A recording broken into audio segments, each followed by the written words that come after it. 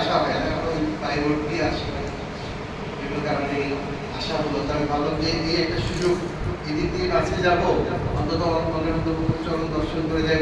আমি তো জানি না এই সময় এসে বৈষ্ণবদের দর্শন পাবো। হ্যাঁ, তো লোক বললেন আমি শেষও হয়ে যাই, ভক্তরা দেরি করলে ভক্তদের কষ্ট হবে, তাই একটু ভক্তদের সাথে একটু 5 মিনিট একটু কৃষ্ণ কথা বলেই বা আপনাদের সঙ্গ লাভ করি, সেই জন্য চলে এসেছি। আসলে খুব ভালো লাগলো এখানে এসে, খুব সুন্দর পরিবেশ। ঢাকা শহরের মাঝে কিন্তু অন্যরকম একটা নিরিবিলি একটা পরিবেশ, তাই না? আমরা নিরিবিলি থাকি তো গ্রামে। কি করে গ্রামে গেছেন আপনারা? সবাই কি গেছে ভাগ করলেন দেখি। যারা গেছেন তারা জানেন আমরা গ্রামের মধ্যে থাকি না, এই জন্য আমাদের গ্রাম্য পরিবেশটাই ভালো লাগে। হইচই গ্যাঞ্জাম করতে ভালো লাগে। এখানে এসে নিরিবিলি পরিবেশ খুব ভালো লাগছে। এখানে ঢাকার প্রবেশ পথ, তাই না? আগামীতে এই এলাকায় যখন পুরো মেট্রো চলে আসবে, এই এলাকায় অনেক ভিআইপি এলাকায় পরিণত হবে আরো। তো যাই হোক, আমি সবার চরণে প্রণতি নিবেদন করি। আজকে এই বিশেষ দিন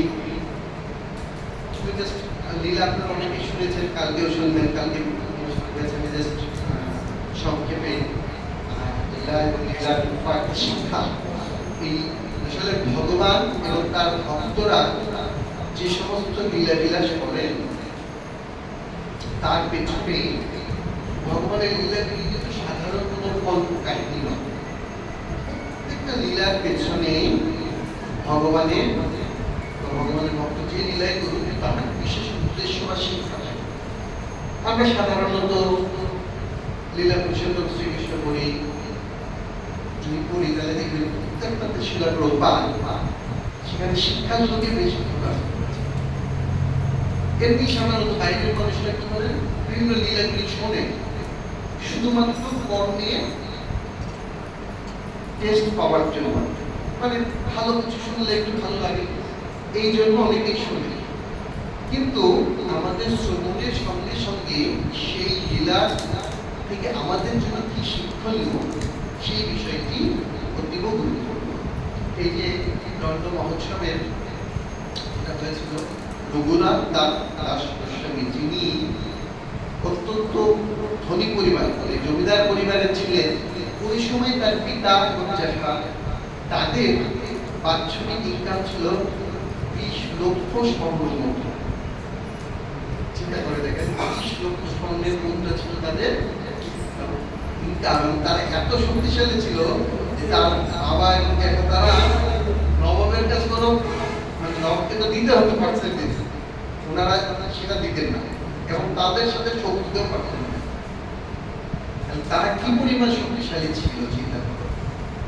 কিন্তু সেই রঘুনাথ যখন তার ছোটবেলা থেকেই তার মধ্যে বৈরাগী হয়েছে, তিনি যখন ভগবান গৌরাঙ্গ মহাপ্রভুর কথা শুনে, নিত্যানন্দ কথা শুনে তাদের আকৃষ্ট, প্রথমে তিনি মহাপ্রভুর কাছে যান। যখন মহাপ্রভুর কাছে যান, মহাপ্রভু তাকে তুমি সংসারে গিয়ে ফিরে যাও, গিয়ে ফিরে গিয়ে তুমি গৃহের থেকে ভজন করো। হ্যাঁ, এখানে বলছেন যে তুমি অন্তরে ভক্তি করো, কিন্তু বাইরে লোক ব্যবহার করো। আমাদের কৃষ্ণ ভক্তির ক্ষেত্রেও একটা বিষয় হচ্ছে নিজের ভক্তিটাকে সবসময় লুকায়িত রাখতে হবে, নিজের ভজনটাকে লুকায়িত রাখতে হবে। আমি কি ভজন করছি, আমি কত মালা জপ করি, আমি ভগবানের সাথে, আমি ভগবানের কত আপন ভক্ত বা ভগবানের কত বড় ভক্ত, এটা কিন্তু কেউ সাধারণত দেখাতে চায় না।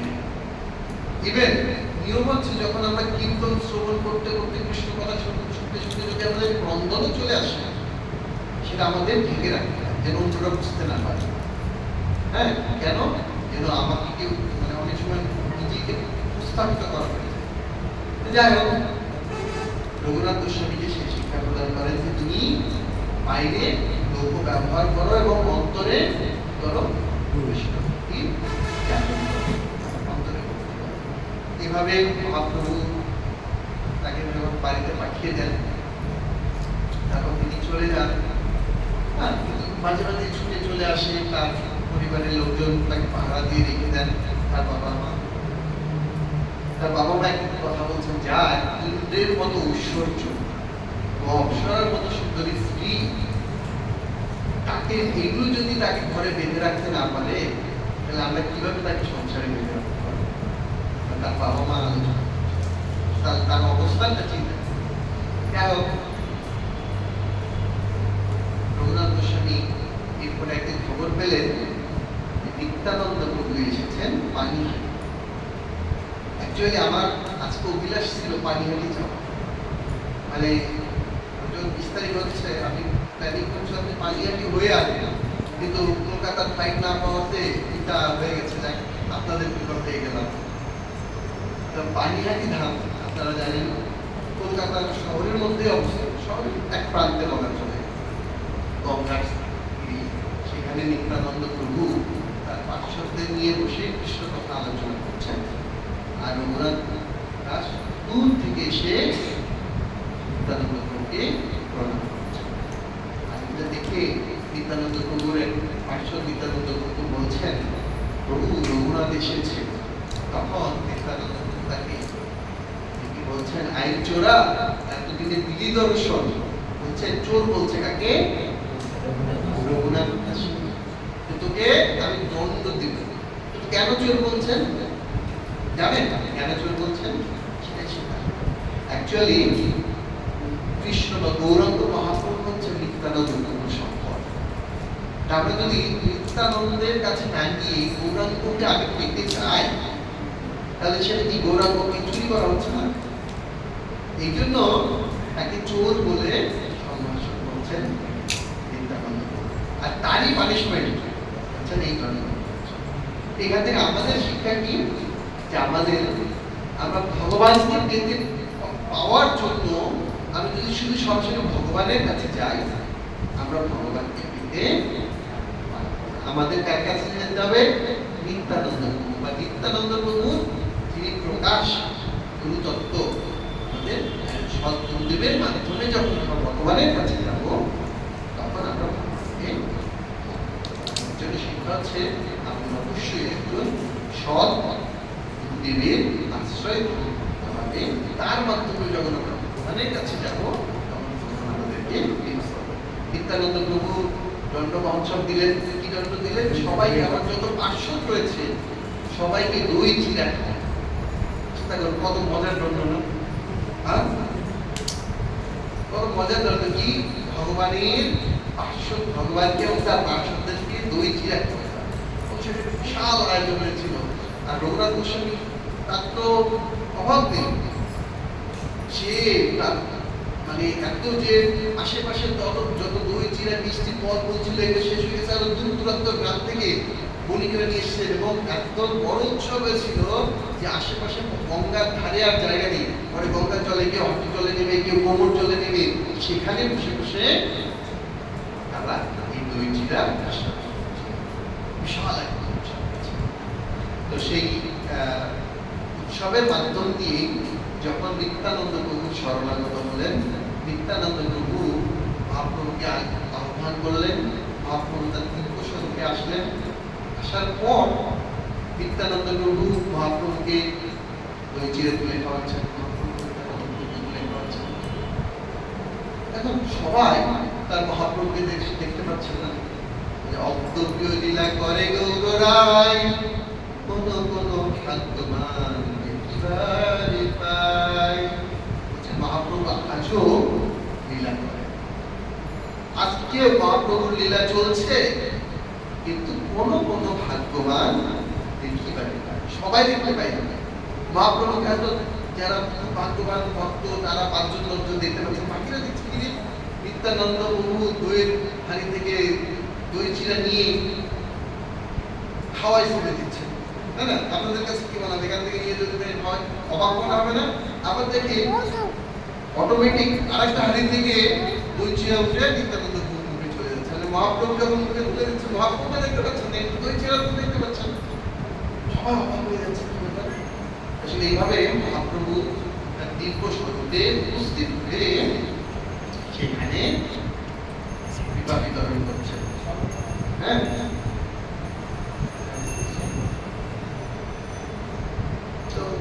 এইভাবে দুই ভাইয়ের মধ্যে দীপ্তলীলা আস্বাদন হয়। আর মাঝে মাঝে কিছু কিছু অন্যান্য ভক্তরাও যারা মহাপ্রভুর পার্শ্ব তারাও সেটি লাভ করছেন। এইভাবে বিশাল আয়োজন হয়েছিল এই তিথিতে, আজকের এই তিথিতে।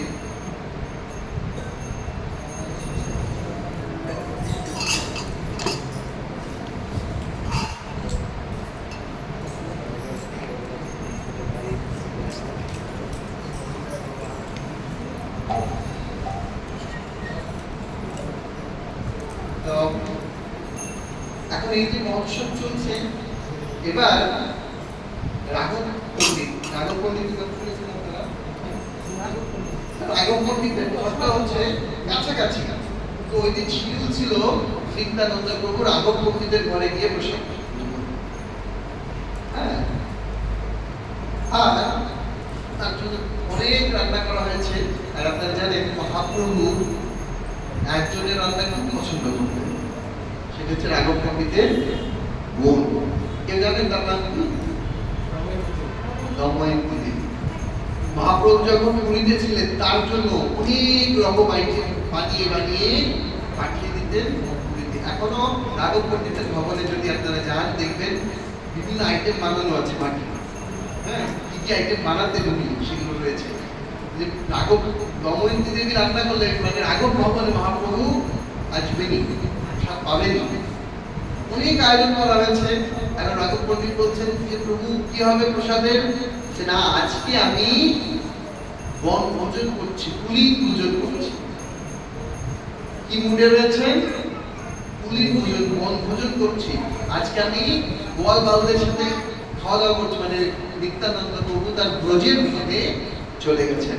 ব্রজে যে সুন্দর সুন্দর লীলা রয়েছে, এবং সময় কম, তাই বলতে পারছি না। মহাপ্রভুরা কৃষ্ণ যখন একজন বালক কৃষ্ণের মুখে তুলে দিত, কৃষ্ণ তাদের মুখে তুলে দিতেন, এইরকম সে দিব্য ভাব বৃন্দাবনের সেই ভাবে উনি যখন বলছেন যে ঠিক আছে, আমি এখন তার এই ভোজন করছি, সন্ধ্যায় তোমার দিয়ে গিয়ে সেই সমস্ত সাজ সে রাঘব পণ্ডিতের ভবনের সময় এখন অনেক আগ্রহ বাড়িয়েছেন। তো সেই তো এখান থেকে আমাদের বাস্তবিক জীবনে আমাদের যেটা করতে হবে, এই শিক্ষা থেকে নিত্যানন্দ প্রভুর কাছে যতদিন না শরণাগতি শরণ নিয়েছিলেন ততদিন রাঘব রঘুনাথ দাস তিনি মহাপ্রভুর কৃপা পান। এইবার নিত্যানন্দ প্রভু কৃপা করে তার উচ্ছিষ্ট প্রদান করলেন। সেটা গ্রহণ করার পর নিত্যানন্দ প্রভু এবং মহাপ্রভু তাকে আদেশ দিলেন সংসার ত্যাগ করে পুরী যাবেন এবং স্বরূপ দামোদরের তত্ত্বাবধানে দিলেন সেখান থেকে ভোজন করবেন। এখান থেকে আমাদের শিক্ষা হচ্ছে আমাদেরকেও অবশ্যই একজন সৎ গুরুর চরণাশ্রয় গ্রহণ করে আমাদের কৃষ্ণ ভক্তিতে অগ্রসর হওয়ার প্রচেষ্টা করতে হবে। তাহলে সৎগুরুদের গুরু পরম্পরার মাধ্যমে আমাকে কৃষ্ণের কাছে নিয়ে যাবে। আমরা জানি আমরা যখন ভোগ লাগাই, ভোগ লাগিয়েছে, এই ভোগটা কিভাবে যায়? আমরা গুরুদেবের শ্রী হস্তে নিবেদন করি যে গুরুদেব আপনি ভগবানের সেবায় নিয়োজিত করুন। গুরুদেব কি করেন? গুরুদেব কি ভগবানকে দেন? কি বলে আপনাদের? গুরুদেবও ভগবানকে দেন। তাহলে প্রভু আমাদের ভক্তি লাগে না? গুরুদেব কি করেন? তাহলে গুরুদেবকে দেন, এবং তার গুরুদেব তার গুরুদেবকে দেন। এইভাবে এবং প্রত্যেকটা ধাপে ধাপে পিউরিফিকেশন, পরিশুদ্ধিকরণ হয়। হতে হতে ফাইনালি এটা রাধারানীর মাধ্যম দিয়ে একইভাবে কৃপাটাও আবার এটা এইভাবে গ্রহণ করার মাধ্যমে আছে। তাই আমরা এই যে কৃষ্ণ ভক্তিটা আসলে আমাদের কোনো যোগ্যতা নেই কৃষ্ণ ভক্তি করার। অনেকে বলে না তো আমি তো পবিত্র মানুষ, অদম্য, অনেক সময় বলার জন্য বলি, কিন্তু আসলে তো আমি অদম্য। আমার কি যোগ্যতা আছে কৃষ্ণ আমাকে কৃপা করবেন? আমার কি যোগ্যতা আছে আমার হাতে রান্না কৃষ্ণ গ্রহণ করবেন? আমার কোনো যোগ্যতা নেই, বাস্তবিক যোগ্যতা নাই। আমি প্রসাদমন্ত্রী হলেও সেটা কোনো যোগ্যতা নেই। মহাপ্রভু যদি ভক্তের 64টা অঙ্গ পালন না করতো ভক্তির এবং 64 মালা জপ না করতেন, মহাপ্রভু তার হাতে কিছু দিলেন। আমি কতটুকু করছি? তাহলে আমার হাতে ভগবান কেন ধরেন? কিন্তু কেন? আমার সেই যোগ্যতা নেই, কিন্তু যখন আমাদের গুরু পরম্পরায় তাদের শরণাগত যখন হই আমরা, তাদের কৃপার প্রভাবেই। যাই হোক, দীর্ঘায়িত করবো না। আজকের এই মহিমান্বিত দিনে আপনাদের মাঝে আসতে পেরে আমিও নিজেকে সৌভাগ্যবান মনে করছি। হ্যাঁ, আপনারা অনেকেই খিচুড়ি ধামে গেছেন। খিচুড়ি ধামও আসলে নিত্যানন্দ প্রভুরই প্রকাশ, তাই না? যে নিত্যানন্দ ছিল, যে নরোত্তম হইল সে, শ্রী চৈতন্য হইল শ্রীনিবাস, শ্রী অদ্বৈত জানে কয়, শ্যামানন্দ প্রিয় হয় ওই শ্রী চৈতন্য প্রকাশ। যিনি নিত্যানন্দ ছিলেন তিনি হয়েছেন নরোত্তম, তিনি মহাপ্রভু, তিনি হয়েছেন শ্রীনিবাস আচার্য এবং অদ্বৈত আচার্য হয়েছেন শ্যামানন্দ। এই তিনজন এই তিনটিতে এসে মহাপ্রভু শিবকে প্রচার করেছেন। হ্যাঁ, এবং এই জগৎবাসীর কাছে বিশেষ করে নরোত্তম দাস ঠাকুরকে বলা হয় প্রেম ভক্তি মহাজন। মহাপ্রভু চলে যাবার পূর্বে কৃষ্ণ প্রেম উনি যেগুলো বৃন্দাবন থেকে প্রেমধন নিয়ে এসেছিলেন, সেই প্রেমধন উনি পদ্মার কাছে রেখে গিয়েছিলেন, পদ্মা দেবীর কাছে নরোত্তম দাস ঠাকুরের জন্য। আসলে নরোত্তম দাস ঠাকুরের কি অভাব ছিল প্রেম ভক্তির? কিন্তু নিত্যানন্দ প্রভুর প্রকাশ। তাহলে কার জন্য রেখে গিয়েছিলেন? কার জন্য? আমাদের জন্য। কে কে প্রেম ভক্তি লাভ করতে চান? কৃষ্ণ সে তোমার, কৃষ্ণ দিতে পারবে, তোমারও সঙ্গে দিতে, তাই না? কৃষ্ণ যাক, সে কৃষ্ণকে দিতে পারবেন। আপনাদের এখানে অনেকে বিভিন্ন চালের মহাজন, ধানের মহাজন, স্বর্ণের মহাজন, বিভিন্ন মহাজন থাকতে পারেন, তাই না? আমি তো সবাইকে চিনি না। একটা চালের মহাজনের কাছে গিয়ে যদি এক বস্তা চাল চাই, তার কাছে কোনো ব্যাপার? তো কৃষ্ণ প্রেমের মহাজন বসে রয়েছে সেখানে, আমাদেরকে কৃষ্ণ প্রেম নির্মাণ করতে হবে। তাই আপনারা আসবেন, এসে ঠাকুর মহাশয়ের কাছে প্রার্থনা করবেন, পদ্মা দেবীর কাছে প্রার্থনা করবেন। আমার সৌভাগ্য হয়েছে, ছেলে এই ট্রিপে ব্রজমোহনের কৃপাতেই আমরা জয়পুরে গিয়েছিলাম। মাঝখানে ভগবানের বিগ্রহ হচ্ছে, পলিশ হতে কয়েকদিন সময় লাগবে। ওই সুযোগই ভাবলাম কোথায় যাওয়া যায়। এর মধ্যে সঙ্গীতের বলছে স্বামী থেকে সবাই 4 ধামে যাচ্ছে, সুযোগ নেওয়া যায়, যোগাযোগ করে আমরা 4 ধাম দর্শন করে আসলাম। গঙ্গোত্রী, যমুনোত্রী, কেদারনাথ এবং বদ্রীনাথ। ভগবান 4 জায়গায় 4টা কাজ করেন। হ্যাঁ, একটা জগন্নাথ পুরী তো সবাই জানেন। পুরীতে ভগবান কি করে? আমাদের বিশ্বনাথ মহারাজ বলেন আমাদের 2টা গড রয়েছে, একটা ইটিং গড আর একটা ড্যান্সিং গড।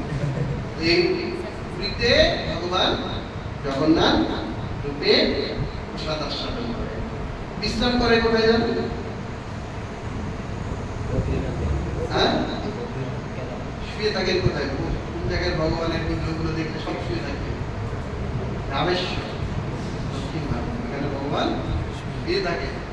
আর ভগবান তার রাজত্ব করেন বা কার্যাবলী করেন কোথায়? দ্বারকা, লঙ্কা, দ্বারকা ধাম। আর ভগবান তপস্যা করেন কোথায়? ভূমি থেকে প্রায় 11,000-12,000 স্কয়ার ফিট, সরি ফিট, সমুদ্র পৃষ্ঠ থেকে 11-12,000 স্কয়ার ফিট উঁচুতে আমরা ঘোড়ায় চড়ে উঠেছি 23 কিলোমিটার। হ্যাঁ, অনেকে হেঁটে উঠে, কিন্তু আমাদের সময় ছিল না।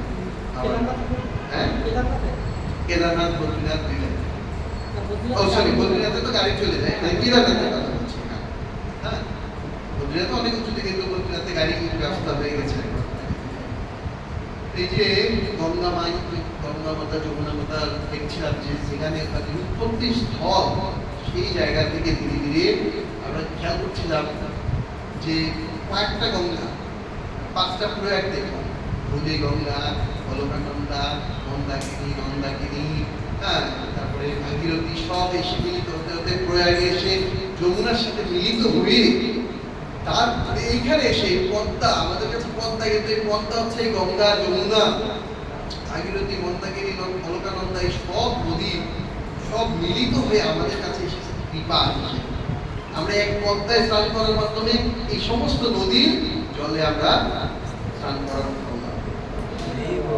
তো আপনাদের কাছে সুযোগ রয়েছে, এখান থেকে তো বেশি না, 5 ঘন্টা, বাসে উঠলেই 5 ঘন্টা, মাঝে মাঝে তাও লাগে। হ্যাঁ, আপনাদের কোনো ঢাকা শহরে জ্যামও করতে আসন সময় করে বগুড়াতে এর আগে নিয়ে গিয়েছিল, জোর করে গিয়েছে, যদি সম্ভব হয় সবাই মিলে। আর সেটা না হলেও যদি ছুটি, যার যখন ছুটি হবে প্রভুর কাছে আমাদের নাম্বার রয়েছে, এরকম এসে একদিন দুদিন থাকবেন আপনাদের আশীর্বাদ। আমাদের এখন গেস্ট হাউসও কাজ শেষের পথে, কয়েকটা রোগ হয়েও গেছে, আপনারা গিয়ে থাকতে পারবেন, ধামে থাকবেন, সাধন ভজন করবেন, জব করবেন। হ্যাঁ, ধামে শুধু বেড়ানোর জন্য যাবেন না, হ্যাঁ বেড়ানোর জন্য সাধারণ মানুষ যাবে, কিন্তু আপনারা যাবেন, ভক্তরা যাবেন ধামে ঠাকুর মশাইয়ের কৃপা নেওয়ার জন্য। এবার আমি ব্রহ্মচারীদের সব জায়গায় বলি, মাঝে মাঝে ব্রহ্মচারীরা সবসময় এত প্রেশারে থাকেন, সেবার চাপ। আপনারা দেখেন যারা বাবা মায়েরা রয়েছেন, ওরা অনেক ব্যস্ত থাকেন, কোনো উৎসবের পরে হ্যাঁ শিডিউল করে সবাইকে একবারে গেলে তো হবে না, মন্দিরে তো ভগবানের সেবা পূজা চলবে, 2 দিন 4 দিনের জন্য গিয়ে থাকবেন, জব করবেন, সাধন ভজন করবেন, হ্যাঁ ওখান থেকে ঠাকুর মশাই পাওয়ার নেবেন, আবার এখানে চলে এসে সেই পাওয়ার বিতরণ করবেন। ঠিক আছে, আপনারাও একইভাবে যখন সময় পাবেন চলে আসবেন, এসে ঠাকুর মশাই নেবেন। সেই নিমন্ত্রণ রেখে এখানে শেষ করছি, আর বেতন করছি না, অনেক রাত হয়ে গেছে আপনাদেরও। তো আপনারা আসলে তখন আমার সুযোগ হয় আবার ভগবানের কথা। ভরত দাস অনেক মহিমা রয়েছে, উনি এমন একজন নিত্যানন্দ প্রভু, যেমন কৃপালু। নিত্যানন্দকে অবধূত বলা হয়, তার কৃপা দেওয়ার জন্য কোনো কারণ লাগে না। হ্যাঁ, একটা পাগলা, অবধূত মানে পাগলের মতো, কাকে ইচ্ছা হলো সে কৃপা দিয়ে যায়। একটা পাগলের কাছে টাকা থাকলে যাকে তাকে দিয়ে দেবে, যেমন নিত্যানন্দ প্রভু, নিত্যানন্দ প্রভুর অবতার হচ্ছেন। এই জন্য তার কৃপা নেওয়ার জন্য আপনারা আসবেন, সেগুলো জানিয়ে শেষ করছেন। জয় নারায়ণ দাস ঠাকুর মহাশয় কি, জয় নিত্যানন্দ প্রভু কি, জয় রঘুনাথ দাস গোস্বামী কি, জয় চিরদেবী মনসা কি।